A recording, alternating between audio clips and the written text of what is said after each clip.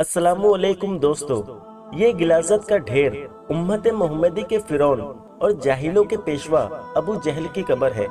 यहाँ आने वाले लोग न सिर्फ इस कब्र पर निजासत फेंकते हैं बल्कि अपने जूतों और पत्थरों से इसकी तवाज़ा भी करते हैं। ज़ेरे नज़र वीडियो को बनाने वाले क्रिएटर का कहना है कि अबू जहल की कब्र से एक नागवार और इंतहाई अजीब बदबू खारिज होती है जो यहाँ आने वालों को इस कब्र की बदमालियों, गुस्ताखियों और रौनक के किस्से सुनाती है। यही वजह है कि दोस्तों के कम ही लोग अबू जहल की कब्र का रुख करते हैं। ये जगह जहाँ आज अबू जहल दफन है, बाज़ रिवायत के मुताबिक खुद हुजूर अकरम सल्लल्लाहु ताला अलैहि वसल्लम ने इस मकाम की निशानदेही फरमाई थी। मुशरिकीन मक्का का सरदार और हुजूर अकरम सल्लल्लाहु ताला अलैहि वसल्लम की जात का सबसे बड़ा दुश्मन अबू जहल, जिसका असल नाम अम्र बिन हश्शाम था, मुशरिकीन मक्का इसे अबुल हकम के नाम से पुकारती थी, यानी दानिशमंद और ज़ीरक इंसान। लेकिन हुजूर अकरम सल्लल्लाहु ताला अलैहि वसल्लम ने इसकी घमंड, हठ धर्मी और जहालत की बाइस इसे अबू जहल और फिरौन अल उम्मा की अल कबा से पुकारा, जो रहती दुनिया तक इसकी पहचान बन गई। ये दीन इस्लाम और हुजूर अकरम सल्लल्लाहु ताला अलैहि वसल्लम से इस कदर शदीद नफरत करता था कि मरते वक्त भी ये अपनी जबान से इन दोनों के खिलाफ जहर उगलता रहा। अबू जहल का सर कटने के बाद भी इसका घमंड और तकब्बुर खत्म न हुआ और जबान मुस्तकिल चलती रही। दोस्तों, आज की वीडियो में हम बयान करेंगे अबू जहल की सियाह करतूत और इसकी मौत का अलमनाक मंजर, वो भी तारीखी और मुस्तनद हवालों के साथ। अबू जहल का शुमार मक्का के सरकर्दा और साहिब सरवत लोगों में हुआ करता था। जब हुजूर अकरम सल्लल्लाहु ताला अलैहि वसल्लम ने मुशरिकीन मक्का को दीन हक की दावत देना शुरू की तो ये यानी अबू जहल आप सल्लल्लाहु ताला अलैहि वसल्लम के सबसे बड़े दुश्मन के तौर पर सामने आया। इसने न सिर्फ नए ईमान लाने वाले अफराद को तशहुद बर्बरी का निशाना बनाया, बल्कि ये हुजूर अकरम सल्लल्लाहु ताला अलैहि वसल्लम को तकलीफों इज़ा पहुंचाने का कोई भी मौका हाथ से न जाने देता। हजरत अब्दुल्ला बिन मसूद के बयान करदा हदीस के मुताबिक एक रोज हुजूर अकरम सल्लल्लाहु ताला अलैहि वसल्लम खाना काबा में नमाज अदा कर रहे थे। यहाँ अबू जहल भी अपने साथियों के साथ मौजूद था। इसने वहाँ मौजूद लोगों को उकसाया कि वो नई ज़िबा होने वाली उठनी की उजड़ी लाकर हालत सजदे में मौजूद हुजूर अकरम सल्लल्लाहु ताला अलैहि वसल्लम की पुश्त पर डाल दे। यहाँ मौजूद लोगों में सबसे बदबख्त इंसान उठा और इसने अबू जहल के कहने पर उठने की उजड़ी आप सल्लल्लाहु ताला अलैहि वसल्लम पर डाल दी। सजदे में मौजूद हुजूर अकरम सल्लल्लाहु ताला अलैहि वसल्लम उजड़ी के बोझ तले ऐसे दब गए कि सजदे से उठना आपके लिए मुमकिन ना रहा।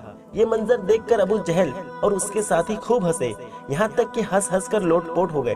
किसी ने इस वाक्य की इत्तला हजरत फातिमा रज़ी अल्लाह ताला अन्हा को जाकर दी तो आप फौरन दौड़ती हुई यहाँ तशरीफ लाई और इंतहाई मेहनत के बाद इस उजड़ी को आप अलैहिस्सलातु सलाम की पुश्त से हटाया।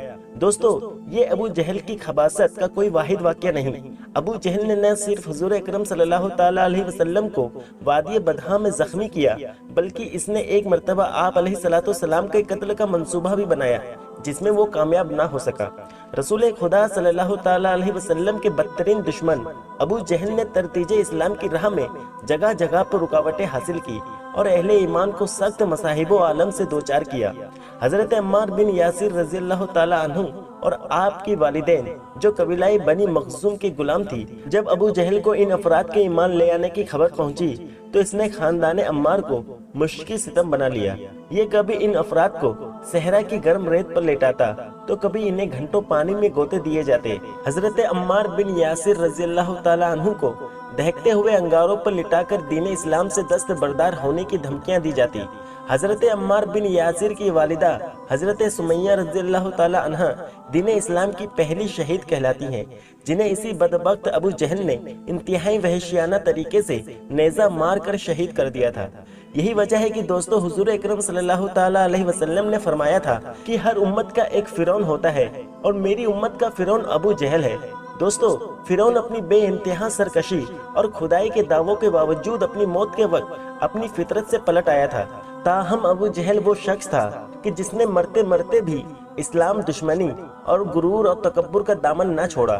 दोस्तों, अबू जहल की मौत वाक़ई हुई बद्र के मैदान में कि जब दो जवानों माज और मौज ने इसे पैदर पे वार करके करीबुल मर कर दिया था।